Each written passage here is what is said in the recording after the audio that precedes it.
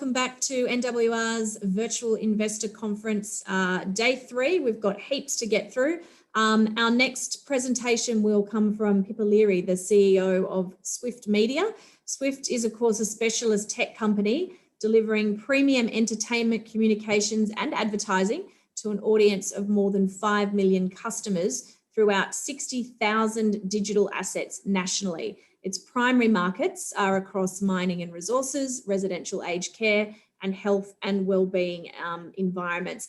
It's recently announced some new contracts worth $2 million to mining and resources clients, and it delivered a 143% increase in EBITDA in the first half of FY21. I'm going to throw to Pippa in just a moment. Remember, if you do have any questions throughout the presentation, just pop them in the Q&A box at the bottom of your screen and we will get to those at the end. Pippa Leary, welcome, and over to you. Thanks, Kylie. Hi, everyone, and thanks for taking the time to hear about Swift this morning. I'm going to explain our business model and then importantly go through our growth strategies. So let me say up front, we're a very ambitious company. We've got the best solution in the market to help facility managers engage with residents, particularly in remote locations, as Kylie indicated, in mining and resources. We operate in big markets, health, mining, resources, aged care, and there's lots of scope for long-term growth in each of those. Our plan is to build long-term, high-quality recurring revenues, but we're also laser-focused on execution. So if we go to the next slide, we can talk in a little bit more detail about what we do. So does anyone here, and it's quite good to think if anyone's got a relative in a mining camp or an aged care facility, you may already have seen our technology. We're a specialist technology company. We provide entertainment and communication solutions that connect and engage isolated communities. 70% of our revenue is subscription-based, and this is typically derived from 3 to 5 year contracts where the facility owner pays the fee to view. We're unique in that we design and construct our own network solutions, be it for a remote mining village or for an aged care home. We also provide the ongoing communication and entertainment platform with very aggressive output deals with a number of studios. And along with that, we provide 24/7 support. Both of these last two are what creates those ongoing revenue streams for us. In mining, our secret sauce is the ability to cache and create a high bandwidth on-demand experience for these remote mining villages at a low bandwidth cost. In aged care, the simplicity of our solution and the bespoke nature of our content gives our Swift Plus product around 10 times the functionality of Foxtel for around 1/5 of the price. So if we just flip to the next slide, it's important to understand, where we're going and what's our potential. So we have 3 strong growth opportunities. Firstly, in those 2 verticals that we're talking about, mining and resources and aged care, there's about 363,000 addressable rooms. Today, we've got a 21% share in mining, but we only have a 6% share in aged care. So there's plenty of room for growth in both of those. Secondly, we're moving into what we call new complementary adjacencies. In aged care, this is in-home care, retirement living in the New Zealand market. These adjacencies significantly increase our available revenue pools, and they effectively double our market opportunity to 700,000 addressable rooms. So we've entered the first of these adjacencies, retirement living, a year ahead of plan.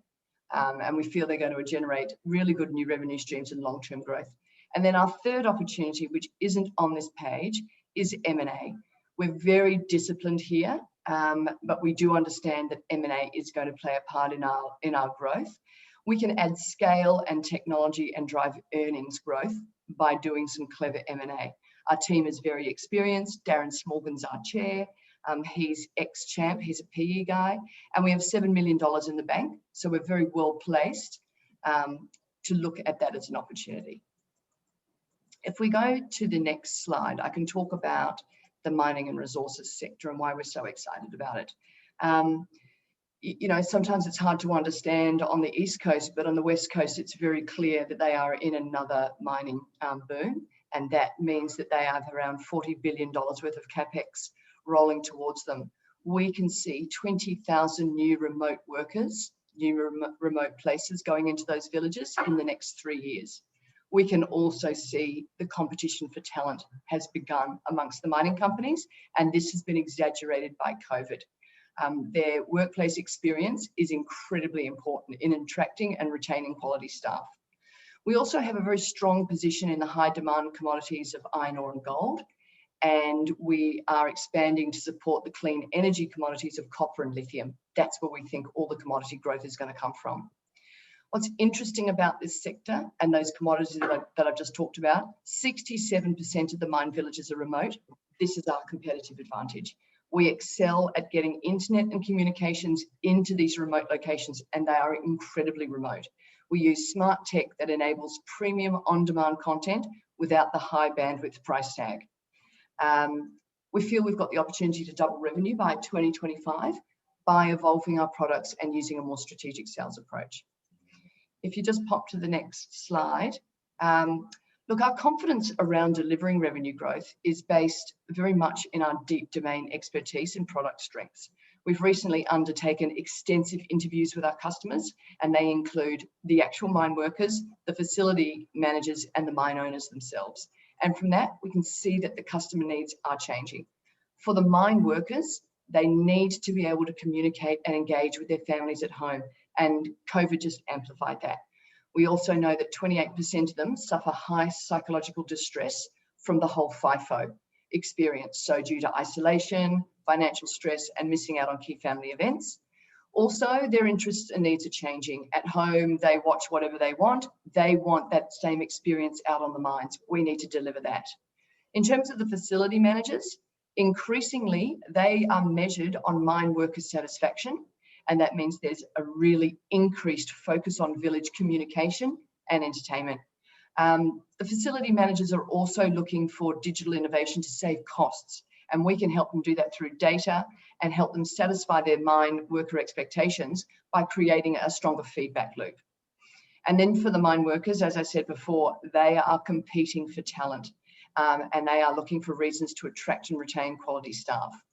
There's also an increased focus on compliance, ESG, on OH&S, and also more recently around education, around the cultures of the traditional owners of the land on which the mines are located. So Swift develops their own proprietary technology to meet these needs, and that's how we know it's best in market. If we pop to the next slide, we can see that off the back of these customer insights, we have begun expanding our product suite. So rather than just being on the television, we're extending onto the personal devices. That's a very natural evolution of Swift. We're building out our communications and engagement platform, so it will go across all devices. We're in the process of building an app for the village managers and mine workers, which will control all of their in-room experience. We are putting on more compliance-related content, so a lot of mental health information, OHS and training, and education around the culture of traditional owners. We also are giving customers more choice by enabling to bring their own subscription and their own device where bandwidth allows. And we work to manage those bandwidth constraints so that it's the most cost-effective solution for the mine owners. And then finally, we will partner to enable in-room IoT. The villages are beginning to digitize their systems, and we'll make sure that our phone controls all of that. So keyless check-in, remote activation of in-room air conditioning, all the good stuff that you're beginning to expect on those more modern mining villages. If we go on to our next vertical, which is aged care, this has been pretty hard hit by COVID, but we like this sector. We continue to like it because it has long-term structural growth. Both COVID and the Royal Commission have highlighted the issue of social isolation. The Swift Plus product, that's what it solves for. In residential aged care, there is no incumbent today in terms of communications and entertainment. 85% of the 223,000 rooms are serviced by nothing other than free-to-air TV. So there's a lot of green field out there and a lot of potential. But residential aged care is only scratching the surface. There's an additional 367,000 rooms in retirement villages, in-home care, and in the New Zealand market. And we're targeting those in our 2025 growth plans. If you flick to the next slide, we're getting some really good traction with our new product, Swift Plus, which I mentioned. It's a very simple channel up, channel down RF system means it's done on radio frequency. It's tuned to the television. Don't need to put set-top box in. You don't need to have in-room Wi-Fi. These facilities just don't have that. What's important about Swift Plus is that it creates more time for facility staff. They've got 8 minutes per client per day, or per resident per day. Plus, it really reduces the effects of social isolation, as many of these residents have dementia and they're immobile, so they're stuck in their rooms for 24 hours a day. So encouragingly, even though COVID meant we had almost complete lack of access to these facilities, we've managed to sign 3,500 new rooms across 34 sites. And late last quarter, we signed a landmark agreement with Uniting, Australia's biggest aged care facility, to roll Swift Plus out into 1,986 rooms across 25 of their sites. Because they are so big and so influential, it's a really important acknowledgement of this product. So in terms of how our execution of our growth strategies is translating into financial performance, as Kylie mentioned earlier, EBITDA was up for the first half by 143%.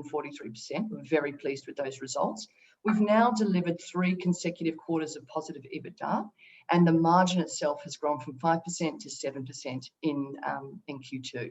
And this really reflects the operational gearing and the management focus on controlling costs while building the capability to drive sales. If you take a little bit of a closer look, we also delivered double-digit revenue in our core verticals of mining and aged care. So we signed new contracts with Rio Tinto, Atlas Iron, Tronox Inco. We reported a 72% increase in project revenue. We love project revenue. It runs in front of recurring revenue. Our strategy is to build up these upfront fees to drive long-term recurring revenues. Aged care, the revenue was up 13% despite COVID, and we adjusted here for a discontinued line of business that we exited in the prior corresponding period called Living Networks. It was a telco business, wasn't core to us. I would say though that the aged care sector is still heavily restricted, and that's why we're looking to those adjacencies. If we want to reconcile the group results, you'll see the revenues were down 10%. This was because we had restructured the health and wellbeing business to make it profitable. This meant that we purposefully exited all of the unprofitable revenues, and as expected, the revenues were down 45%. But more importantly, that business is now profitable, and this strategy has put us in a much stronger position to realise value from this asset going forward. Cash flow was also really strong. We improved by 4.3 million in the half versus the PCP. We generated $2 million of positive cash flow in Q2, and we had good cash receipts and a contribution from JobKeeper in the half. We maintained a disciplined control of working capital. CapEx also trended back to more normal levels, reflecting our capital-light specialist technology business model. So we're now capitalised with, as I said, $7 million of net cash on the balance sheet. That's really important. It allows us to invest in sales capacity and new product development, and that's our top priority in the second half. It also allows us to start building a foothold in the new complementary adjacencies like retirement living, government, and quarantine camps. We've been very successful with Howard Springs in the past couple of months. Now, these adjacencies significantly increased our available revenue pool, and we're doing that well ahead of plan. So if we move to the next slide, as Kylie said again, we're very pleased to announce with our 1H results an additional $2 million of contract value wins in mining and resources. These will hit their full revenue run rate in FY22. Over the last 12 months, what's interesting, we've now won $17 million of total contract value, and that's a 30% increase on the TCV we wrote in the previous 12 months. So we're very encouraged by these early wins. What's important is we're backing it up with really strong client retention. So we're sticking at 98% client retention, incredibly important when you're running a business that's all about recurring revenue. Look, we've got a lot more work to do, but these are all really good lead indicators that our value proposition is resonating with customers, and we've got the potential to build faster growth and greater scale in our core verticals. So in summary, as I said before, we're a specialist tech company with a very strong growth plan. We're laser focused on driving growth, and we've got a clear pathway to being a much larger and more profitable company. Today, we are profitable, cash generative, and we've got cash in the bank. And we're very pleased to deliver 143% revenue growth for the half. That's the fastest rate of organic EBITDA since the new management team took over. And we back that up with strong cash flow, with that $4.3 million positive swing. My focus for the next 2 quarters is upgrading sales capabilities and sales processes. That's almost 100% of our focus. We need that extra sales expertise and technical capability to achieve those ambitious sales goals and drive profitable growth.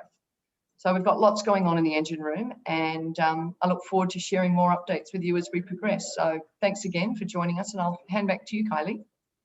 Thanks, Pippa. I might just pick you up and follow up on that point you made about sales. Obviously, you've come out of Nine, which many in the industry would say in terms of digital sales and integrated sales was really at the forefront of the traditional media pack. How quickly, given your experience and your expertise in that space, do you think you can get your sales team and capability to where you feel it needs to be? That is a really good question, Kylie. You rightly have identified that the sales pipeline in mining and resources, these are definitely enterprise businesses. So those sales pipelines are a little longer, definitely, than they were in media. The good news is that obviously this has been our strategy for a while now. Late last quarter, when we made those challenges and really strengthened the balance sheet, that allowed us to really start the recruitment process. So we actually have hired a new commercial director within our mining and resources business, and he started last Monday, which is fantastic, because what was really important was we've got a great product and we've got quite good salespeople. What we didn't have really good senior level relationships. So we were dealing at procurement level instead of at business development level. The great thing about James Johnson, our new commercial director, he comes from 22 years at Schneider Electrical, where he ran their mining business. So he actually already knows everybody. It's simply now a process of rolling him out with the Swift products. So we think within Q3 and Q4, actually within Q4, about to finish Q3, within Q4, we will beginning to start to see those upticks.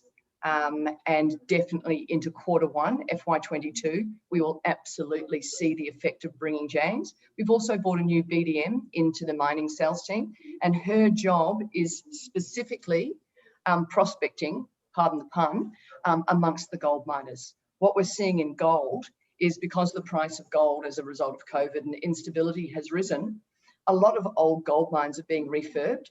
Now, what's interesting about the old gold mines, you may have a situation where after the shift, the entire mine lines up for access to one telephone box.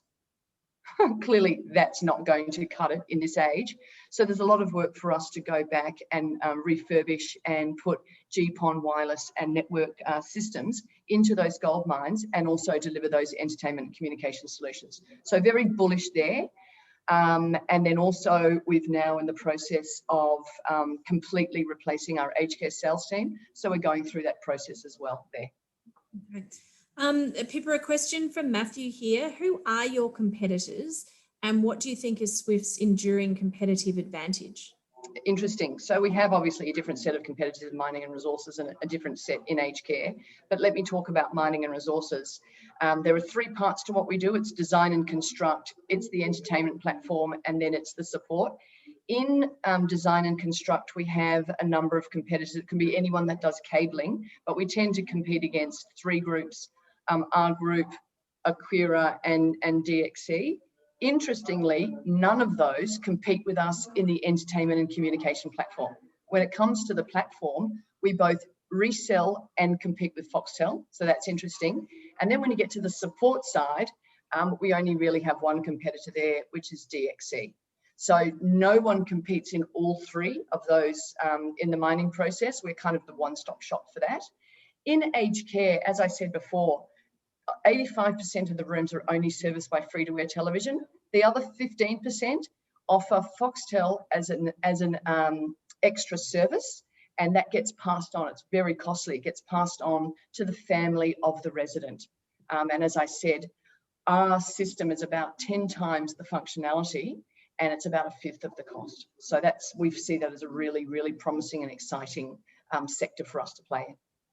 What about some of the out-of-home providers? Because I know they play in this space, not specifically in the verticals that you're in, but I do know that they look at them and they think about it. Is that a risk to you? Look, it's really interesting. People have often said, do you think you could sell advertising on those screens? In the mining and resources market, we have about 30,000 screens of the available 140,000 screens. Your issue there is that unless they're buying stuff online, and they tend to be, very, it tends to be around BCF and, all that sort of stuff. It's a very particular demographic out there. It's a little narrow in what you would be selling, and the numbers themselves aren't really high enough to warrant an out-of-home player going in. In the aged care sector, the people who are in residential, what we would call residential aged care, which is basically nursing homes, they're in the last 18 months of their life. They don't have credit cards traditionally, and they're not buying a lot of stuff. So that's not really that much of a market. When we expand into in-home care and then retirement living, then the game will change. That's when you will get the numbers, you will get the volume, and you will also get a younger demographic with disposable income. And that's exactly, as an advertiser, who you want to go after. So just explain to me, probably a stupid question, but for anyone else who's thinking the same, completely understand mining, that you need the technology to actually pipe in the content because, the pipes aren't there. In somewhere like a, retirement living, these people who are going in and they've probably got already multiple devices, why do they need an additional kind of a content play? I'm thinking about, for example, someone like my mother who's constantly on her iPad and her phone and she watches stuff on there. Why would she need something else? So what's really interesting is that the demographic who are in residential aged care today, they're what we would call the silent generation. When they went through business, computers were not business machines when they were at work. So they're probably a little bit older than your mother, Kylie. They're the 85 to 95-year-old I'm age talking about the retirement villas. Oh, retirement living is different. For residential aged care, they are really struggle with mobile phones and tablets. They just don't get interactivity. So what we've done is we've built a very tech-like product that can go in through the device that they know and love. It's the television set, and they know channel up and channel down. They even struggle with Netflix, Stan, the rest. Just the idea of the interactivity, really difficult for them to get. But what we've done, more than just create an entertainment device, we've actually created something so the facilities can talk in a really efficient way to all of the residents. Right now, what they do is when they want to communicate, they photocopy something and they paste it on the walls in the facility. During COVID, that did not work. So we create a really basic admin tool that anybody can use in the comms team, or any of the carers can use, and they can literally be communicating messages. And the number one question when you're in a residential aged care, what is for dinner? What is for lunch? So we literally save them so much time with that. And then the other thing is that we allow them to, we do a whole lot of content around physiotherapy, occupational therapy, all that sort of stuff right into their rooms. And what's important is a lot of these people are immobile. They don't come out of their rooms for 24 hours a day. And they don't have enough nursing staff to actually see everybody all the time. So the more that we can engage them, the more we can kind of bring the outside world into their room through their television device, the more attractive that is for the facility in particular to try and, improve their quality of life. You're right, for retirement living, that is a younger demographic that are coming through. The product that we build for retirement living is fundamentally different. It is fully interactive. It's like a curated version of Netflix, the ABC, the BBC, all of the stuff that they love, all in one very easy to access system at a really, really attractive price, around $15 a month. So in effect, they can get a system into their entire village that's wired through their television sets, and everyone can participate and also engage in the community again. Okay. A few more questions. We're going to try and whip through as many as we can. One from Dean. Given the positive half-year result you reported in February and subsequently some big contract wins, Can you shed any light on the weakness in the share price? I noticed Regal have announced they've sold down recently. Yeah. So Regal were always, they came in very quickly and they tend to do a lot of capital management. So, again, there's a lot of opportunities for those guys. They buy and sell. So they have come out, and that's really created most of the weakness in the share price. One of the, downsides of being a micro cap is that you tend to be quite illiquid. So when someone that's as big as Regal makes moves like that, it affects everything. Obviously I talked to the guys at Regal. They're like, look, we still love your stock, but we need to pursue other opportunities at the same time.